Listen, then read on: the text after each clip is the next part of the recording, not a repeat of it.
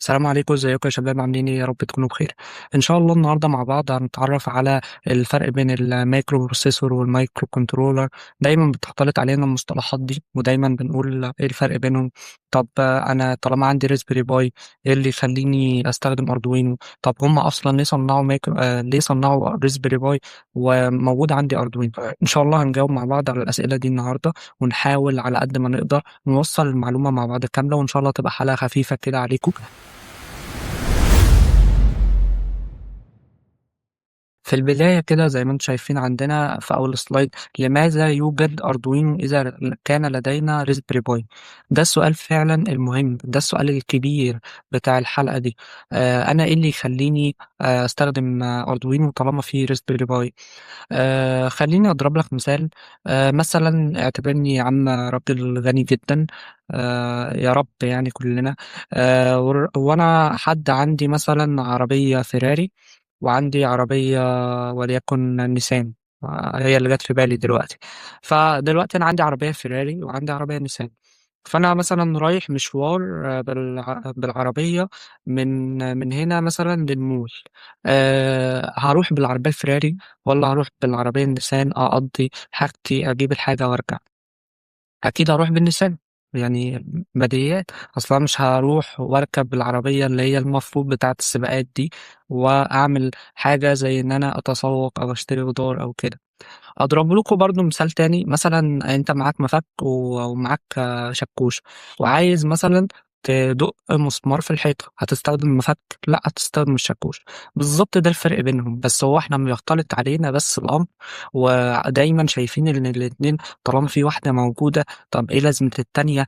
طب ما دي اقوى بكتير جدا وبتقدم مهام التانية، ليه ما استخدمهاش؟ لا، هنعرف مع بعض النهاردة ان شاء الله ايه الفرق بينهم.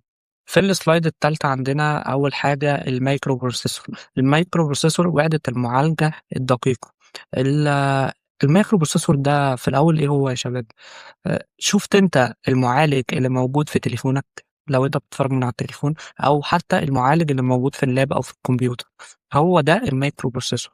دايما بيطلق عليه لقب السي بي يو.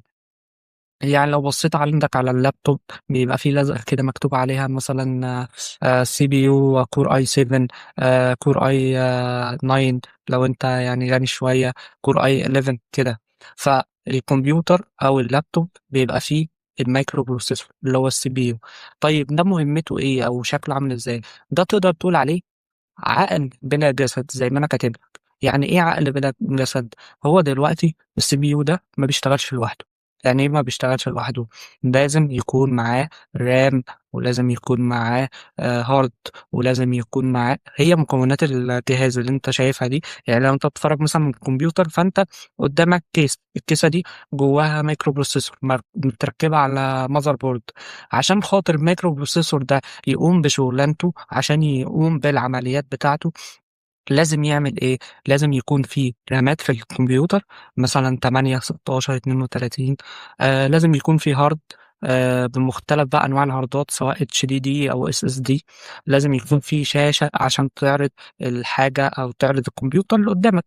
لازم يكون جواه برضو كارت شاشة، عشان خاطر هو اقوى من السي بي يو، فبيقوم بعمليات اعقد شوية. ف الام بي يو او المايكرو بروسيسور حاجه مهمه جدا جدا جدا.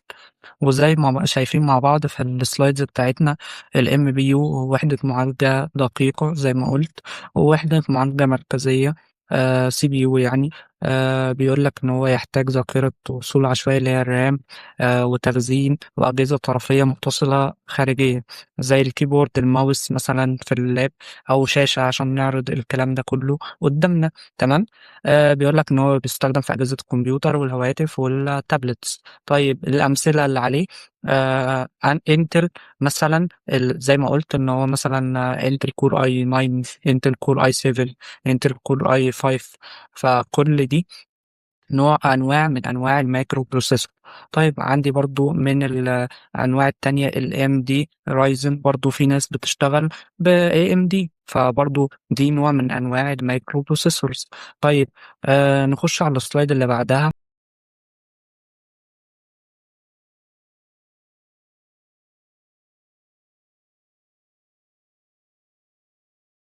السلايد اللي بعدها أول حاجة فيها بيقول لك المايكرو كنترولر. المايكرو كنترولر بقى مختلف شوية عن المايكرو بروسيسور، تعالوا نتكلم عليه كده سريعا. هو وحدة تحكم دقيقة. طب ايه يا عم الفرق بين الاتنين؟ طب ما الاتنين وحدة تحكم دقيقة. لأ، في فرق كبير جدًا، جدًا بين الاتنين. إيه هو؟ أول حاجة المايكرو كنترولر بقى، شُفت اللي فات كان بيحتاج إيه، رام وهارد وكارت، وأوقات بيحتاج أجهزة تتوصّل له عشان تقدر تشوف العمليات اللي بتحصل عليه ومش عارف إيه.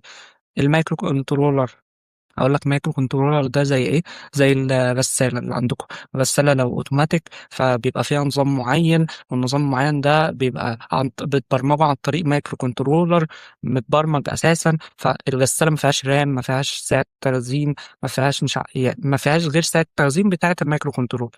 ليه؟ مايكرو كنترولر عبارة عن كل ده في الشريحة الصغيّرة دي. يعني مايكرو كنترولر بيبقى فيه الرام والروم، بيبقى فيه الstorage الصغيّرة بتاعته. طبعًا ما اقدرش مثلًا أحط فيه 16 جيجا بايت، لأ.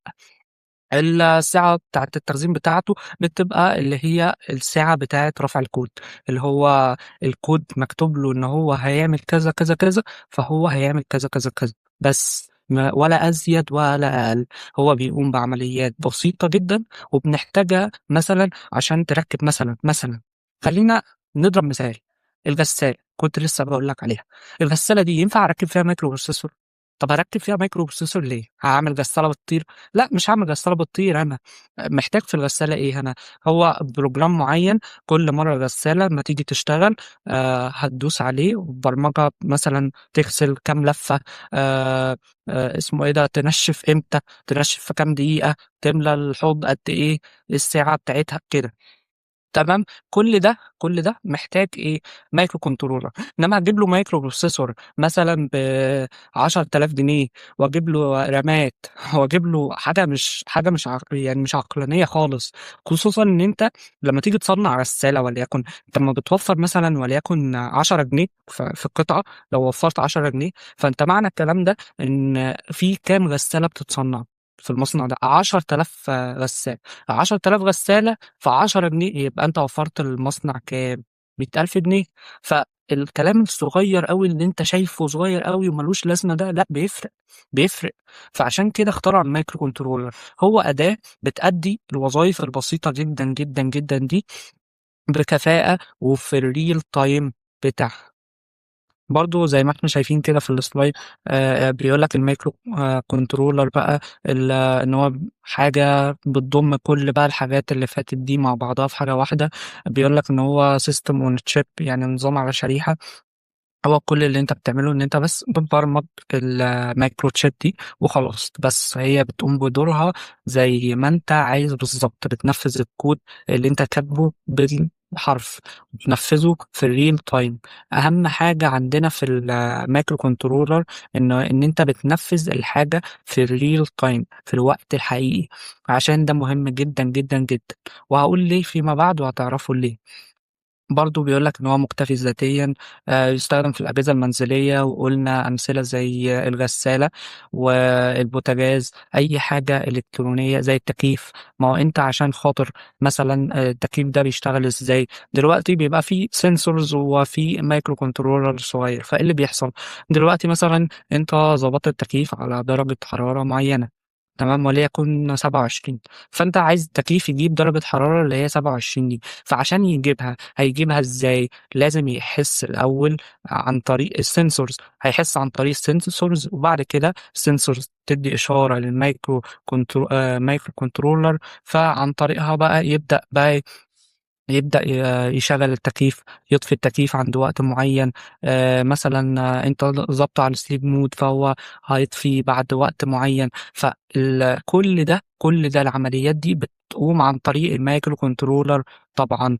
طيب الأمثلة اللي عندي الATmega 328B، اللي هو الشريحة اللي موجودة في الArduino. ما هو الArduino دي يعتبر kit. الkit دي مبنية على الشريحة اللي هي الATmega 320B. برضه من الأنواع التانية الSTM32، وبرضه من الأنواع التانية الESP32 زي ما أنتم شايفين معانا. تمام.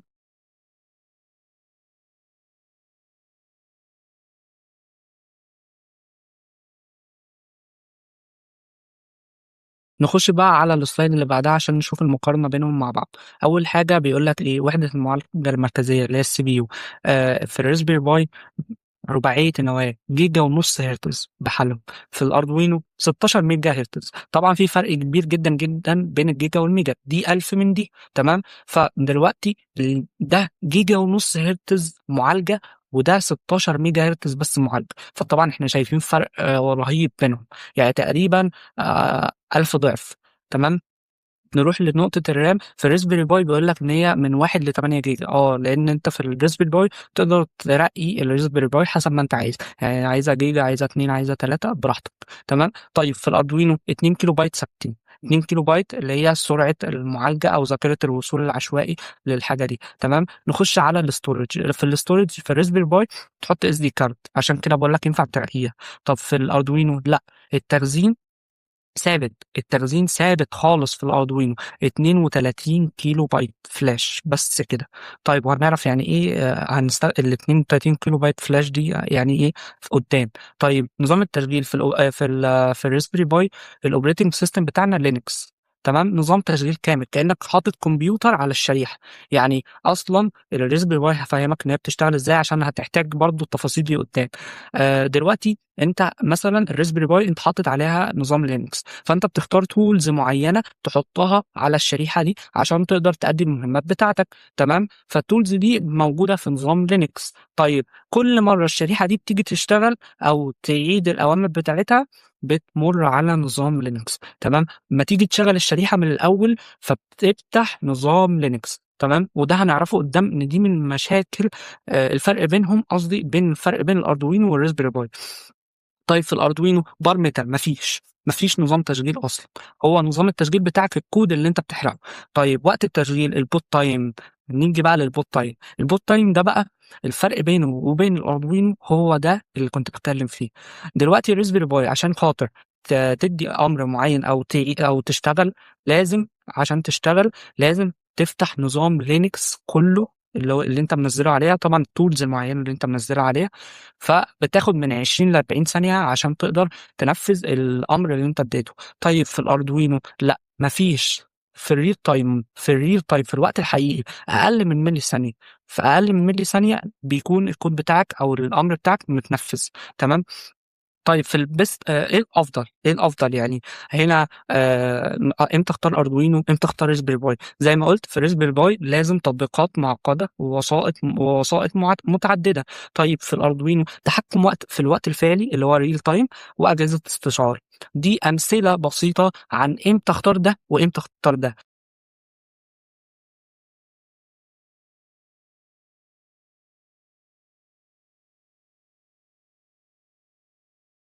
وصلنا بقى لحتة إيه، إمتى أستخدم الريسبيري باي أو المايكرو بروسيسور، لو إحنا بنطبق على المايكرو بروسيسور بالريسبيري باي دلوقتي إمتى أستخدم الريسبيري باي؟ ببساطة لو أنت مثلا عندك عمليات معقدة، زي إن أنت مثلا يعني عايز تستخدم حاجة زي إن أنت ترفع، يبقى في داتابيز أو يبقى في ويب سيرفر، فبالتالي طالما في سيرفر فهيبقى في استقبال وإرسال وداتابيز بقى حقيقية بيبدأ يتعامل بيها المايكرو بروسيسور، مثلا إن لما يكون في كذا اعمل كذا بناء على قاعدة بيانات موجودة أصلا عنده. طيب مثلا عايز أدخل كمبيوتر فيجن اللي هي الرؤية الحاسوبية، عايز أركب كاميرا مثلا عشان أخلي المايكرو بروسيسور اللي هي الريسبير باي في حالتنا دي تتعرف على الوشوش مثلا، وليكن بتعمل مشروع بالكمبيوتر فيجن، فلازم يبقى بتستخدم فيه ريسبيري باي زي ما قلت، او يقرا مثلا ارقام معينه، او يتتبع حركه، كل ده عن طريق ايه، الفيديو. طيب مثلا عايز تدخل AI وماشين ليرنينج او تنسور فلو مثلا، فهتعمل عمليات معقدة جدا، فهتبقى محتاج ان انت يبقى في داتابيز موجودة عندك على الريسبيري باي، وتبدأ بقى من خلال الداتابيز دي تنفذ بقى عمليات معينة.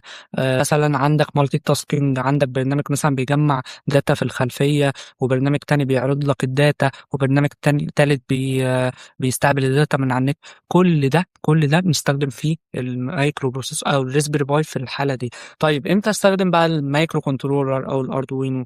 لما يكون عندي مشاريع مثلا هستخدم فيها بطاريات صغيرة خالص، عايز البطارية دي ما اقعدش أغيّرها كل شوية، ما احتاجش مصدر طاقة طول الوقت، لأ هو بطارية بسيطة أقدر أسيبها في الجهاز اللي أنا عامله مثلًا وليكن جهاز استشعار بالاستعانة زي ما قُلت في المثال بتاع الحلقة اللي فاتت بتاع الشاحنة بتاعة الدواجن، لو في عربية مثلًا بتحمّل دواجن، فمثلًا في تلاجة جوّه، التلاجة دي طبعًا كبيرة جدًا بطول الشحنة كلّها، فطيب أنا عايز أعرف طول الوقت درجة التبريد عشان الدواجن دي ما تبوظش، عايز أعرف أتتبّع الشاحنة دي، طيب وهي راجعة عايز كل حاجة مطفية، طب كل ده أقدر أعمله بالArduino، طيب ليه ما استخدمش الmicro processor زي الRaspberry Pi؟ عشان مُكلِّف أكتر بكتير جدًا، وفي نفس الوقت محتاج مصدر طاقة كبير جدًا، طيب دي تقدر تشغّلها بحجر الساعة عادي جدًا، حجر الساعة والشريحة والسنسورين بتوع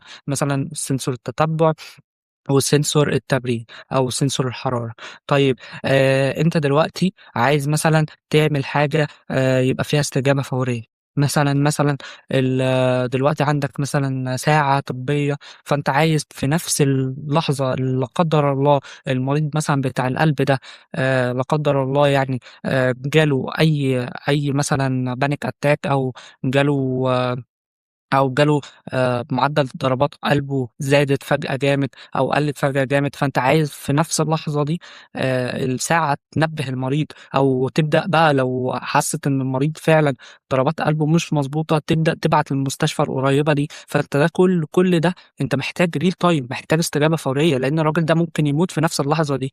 مثلًا زي ما قُلنا قبل كده الairbag بتاع العربية، لو الairbag بتاع العربية ما طلعش في نفس اللحظة اللي لا قدّر الله العربية خبطت فيها، خلاص الراجل مات، لازم يكون في استجابة فورية للحدث ده، لازم استجابة فورية للحدث تمام، ده أكتر حاجة بنستخدم فيها الArduino.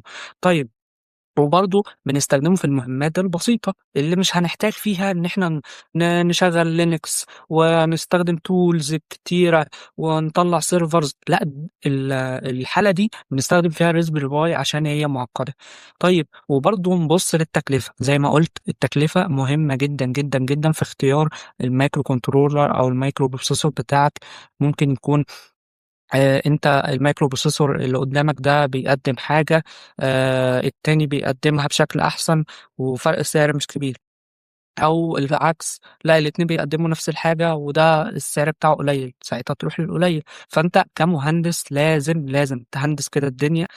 نخش بقى على الslide اللي بعدها الSoC System on Chip، ده ممكن أكون قُلتها في أول الحلقة وأنتم ما فهمتوهاش، إن الشريحة دي عليها كل حاجة، عليها كل حاجة أنا محتاجها، فيها CPU، فيها الIO device، فيها الmemory، فيها الstorage، فيها كل حاجة أنت محتاجها. زي الESP32 زي ما أنا عارض لك كده، الESP32 على فكرة شريحة جبارة بتُستخدم دلوقتي في الIoT بشكل كبير جدًا ومشاريع كتيرة جدًا. عشان خاطر هي بتوفّر حاجات كتيرة زي البلوتوث، زي الWiFi، بتوفّر في كمان ESP بتبقى مدمجة بكاميرا، مش محتاج إن أنت تركب لها كاميرا ولا أي حاجة، فعشان كده أنا باقول لك أنواع الشرايح كتيرة جدًا، وأنت كمهندس لازم تبقى عارف إمتى تستخدم الشريحة دي، وتكلفة الشريحة دي، طب والفروق بينهم زي ما قُلت قبل كده.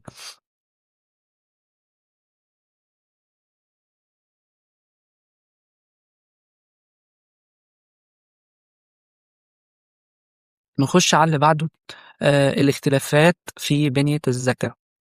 زي ما قُلت قبل كده إن الRaspberry Pi بتبقى محتاجة ذاكرة مثلًا بتركّب لها SD card عادية زي اللي بتركّبها للتليفون كده، فتقدر ترفع المساحة بتاعتك حسب ما أنت عايز. طيب في الArduino لأ، ساعتها ما فيش الoptions دي، لأ الoptions قليلة شوية، عندنا سعة ذاكرة محدودة جدًا هي اللي بنرفع عليها الكود.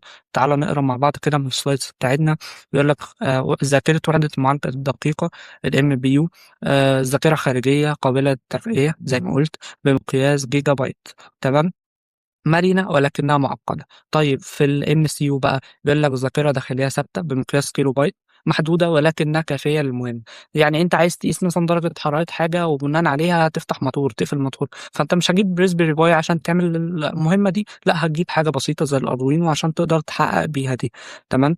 نخش على اللي بعده.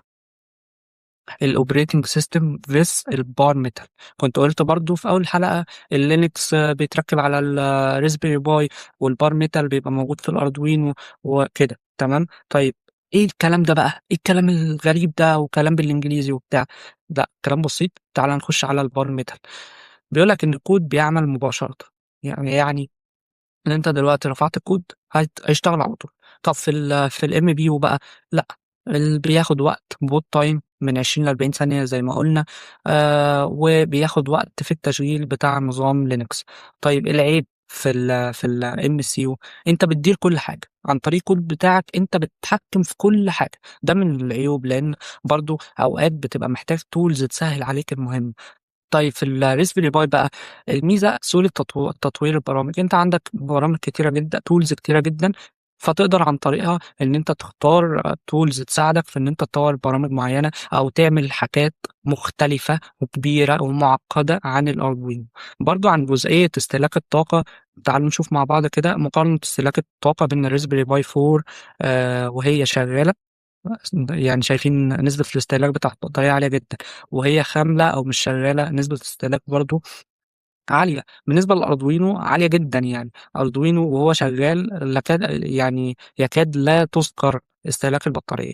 وهو مش شغال، هو تقريبا ما بيستخدمش بطارية خالص، ما بيستخدمش أي كهرباء.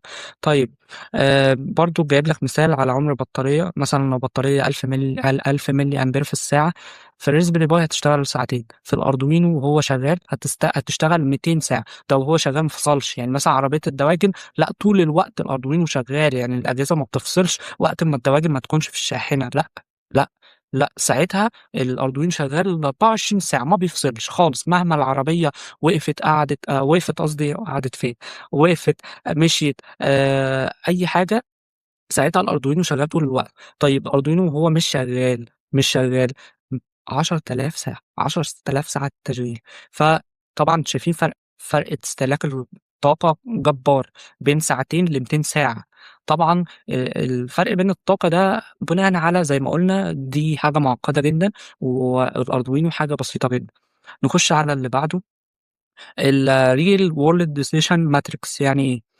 مصفوفة القرار في العالم الحقيقي. يعني أنا بناء على إيه في العالم الحقيقي هختار؟ يعني شوية أمثلة كده جبتها لك. بناء على إيه أنا هختار أستخدم ريسبيري باي ولا أستخدم أردوينو؟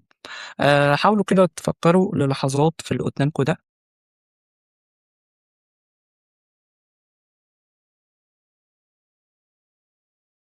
ماشي، هعتبركم فكرتوا. نخش أول حاجة مثلا جرس باب ذكي بكاميرا أو معالجة فيديو. الكلام ده هنستخدم فيه ايه؟ ريسبيري باي. طيب مسجل درجة حرارة نستخدم فيه اردوينو اخف. طيب في الريسبيري باي ممكن نستخدم ايه؟ مركز اتمتة للمنزل، يعني مثلا سمارت هوم، بس سمارت هوم حقيقي تقدر تستخدم فيه ريسبيري باي. طيب حاجة تتحكم في سرعة محرك بسيط اردوينو. طيب حاجة تتحكم في ألعاب ريسبيري باي. طب حاجة أتحكم في مؤقت نظام ري أردوينو. طبعا انا كاتب لكم ليه كل حاجه، يعني ليه سواء جرس الباب ليه بذكي بكاميرا، ليه احتاج له ريسبيري باي عشان معالجه الفيديو تحتاج الى طاقه. طب في الاردوينو ليه مثبت درجه حراره بيحتاج اردوينو عشان طاقه منخفضه ومهمه بسيطه خالص. طيب نخش على اللي بعده، مقارنه فيزيكال بقى، مقارنه على ارض الواقع. الأردوينو أصغر وأبسط، في منافذ جي بي أي أو بسيطة، بيكون تشيب واحدة، استهلاك عادي 5 فولت. طيب في الريسبيري باي لا، أكبر وأعد، فيها توصيل يو اس بي، اتش دي ام اي، فيها اس دي كارد، فيها كل ده. طيب في التشيب كومبلكستي اللي هي التعقيدات بتاعت التشيباية دي، دوائر أكتر، رام، معالج، شبه كمبيوتر صغير من الآخر زي ما أنا قلت. طيب في الباور ريكوايرمنتس بيحتاج طاقة أعلى بكتير جدا من الأردوينو، وزي ما بينا برضو في السلايدز اللي فاتت. وفي آخر الحلقة ده ملخص كل حاجة اتقالت النهاردة، سواء عشان خاطر تختار بيها ال MCU أو ال MBU، أو تختار بيها الأردوينو أو الريسبيري باي. يا رب أتمنى تكونوا استفدتوا. من الحلقة ككل. أنا عارف إن هي حلقة نظري، بإذن الله هنبدأ في الحلقات الجاية بقى نخش في الجد بقى والشغل العملي والكلام المهم فعلًا. وكل الكلام ده مهم، الكلام ده من غيره اللي إحنا خدناه النهارده ده مش هتقدر أصلًا تكمّل فيما بعد. زي ما إحنا متفقين هي خطوات لبُنى الحاجة، فأنت لازم تمشي الخطوات من أولها لآخرها، ما ينفعش تskip خطوة، ما ينفعش تضيّع حاجة من إيديك، لإن واحدة، واحدة عشان توصل. وبإذن الله أشوفكم كلّكم مهندسين من أحسن المهندسين في الدنيا، وربنا يوفقكم، وأتمنى تحلّوا الassignment طبعًا والquiz اللي موجود بعد الحلقة، وربنا معاكم.